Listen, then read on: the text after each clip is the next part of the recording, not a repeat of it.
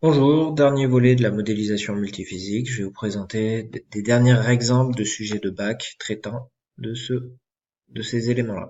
Donc sur ce sujet de 2014, implantation d'une ferme de Sirève, on nous présente la modélisation multiphysique qui a été réalisée ici avec les différents codes qui sont employés, génératrice électrique ici, etc., etc. Alors la question, c'est à partir des résultats précédents, compléter le modèle multiphysique du document réponse DR2 en indiquant les paramètres de flux et d'effort manquant les unités SI. Alors pour faire ça, c'est simple, il faut regarder et identifier, c'est de la logique. Regardez, le plus simple, c'est partir par exemple d'ici, j'ai un pendule et donc j'oscille, donc je suis en rotation, couple, vitesse de rotation. J'arrive ici sur un engrenage, je ne change pas, couple, vitesse de rotation. Je sors ici sur un système biel manivelle, donc ça me transforme la rotation en translation réciproquement. Ici, j'ai un piston, donc si ici j'ai une force et une vitesse, en entrée j'ai de l'hydraulique, P et Q. Alors, j'ai encore une partie hydraulique, donc ça va pas me changer la nature, P et Q. Ce qu'on retrouvait ici, c'était ça, moteur hydraulique, en quelque sorte une pompe en inversé. Donc, si j'ai de l'hydraulique ici, j'ai de la rotation là, C et oméga, et donc j'arrive sur la génératrice et j'en sors courant tension. Voilà. Euh, Ensuite, on me dit récapituler en 5 lignes le fonctionnement de la chaîne de conversion de l'énergie houlomotrice en énergie électrique. Donc l'entrée du système est là. Je fais évoluer le pendule. J'arrive sur un engrenage qui me permet de changer la vitesse de rotation. Vu la taille des roues, je vais augmenter la vitesse de rotation ici, parce qu'ici apparemment c'est pas suffisant. Ici je suis sur un système biel-manivelle, donc je vais avoir de la translation qui va faire rentrer ou sortir la tige ici, qui va me permettre de récupérer ici de l'énergie sous forme mécanique de rotation et ensuite énergie électrique. Voilà. Pour plus de détails, je vous invite à consulter le sujet de bac. Ensuite, sujet de thermographie aérienne, on me demande donc d'indiquer la nature et l'unité des deux grandeurs d'effort et de flux correspondant à la puissance en sortie du composant nommé tambour. Si je regarde ici, alors la sortie d'après le système, là c'est l'entrée, j'ai la batterie, j'alimente ici un moteur, inertie équivalente, rapport de réduction, et je fais tourner le tambour. Donc je veux déterminer ici le type d'énergie que j'ai. Comme là, je suis en rotation et je sais que un tambour, ça me change ma rotation en translation. Là, je vois comme un système pignon crémaillère. Donc là, je suis bien en translation.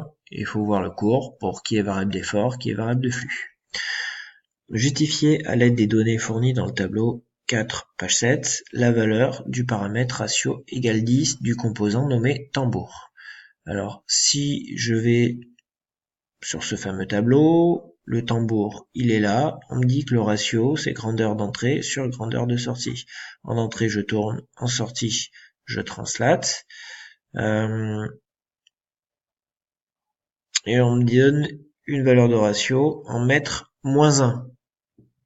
Donc là, je sais que la vitesse, c'est égal, donc la vitesse de translation, c'est égal à oméga fois R. Donc, R, c'est le rayon. Il faut aller chercher dans les valeurs la valeur du rayon et ça me permet de trouver la valeur du ratio que l'on a ici. Alors, le ratio, c'est pas directement égal au rayon. Pourquoi? Parce que si je regarde ici, c'est valeur d'entrée divisé par valeur de sortie. Valeur d'entrée, ce serait du oméga. Valeur de sortie, du R fois oméga. Donc du coup, on a oméga en haut, oméga en bas. Ça se simplifie. Donc ça me fait 1 sur R. Et c'est logique d'avoir du 1 sur R et pas du R, d'après l'unité qui m'est donnée ici.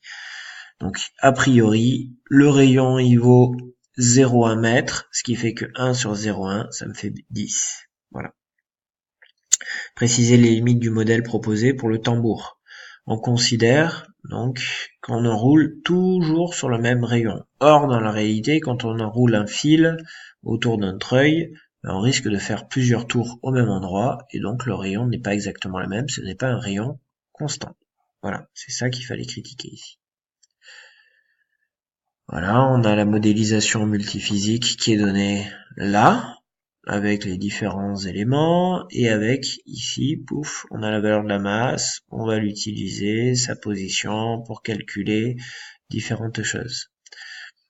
On me demande, expliquer en observant la figure 11 et le DT2, comment est calculée la masse du câble suspendu sous le ballon.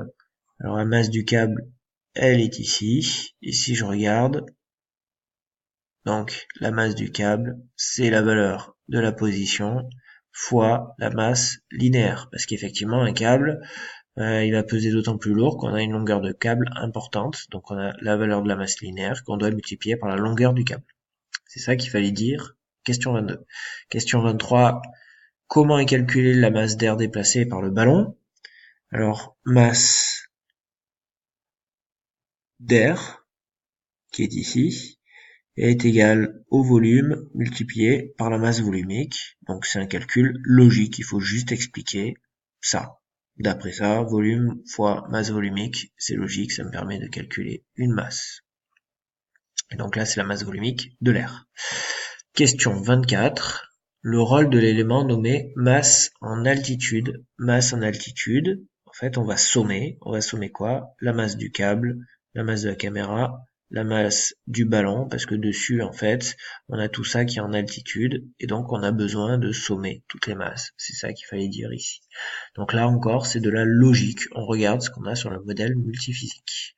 Voilà, merci de votre attention.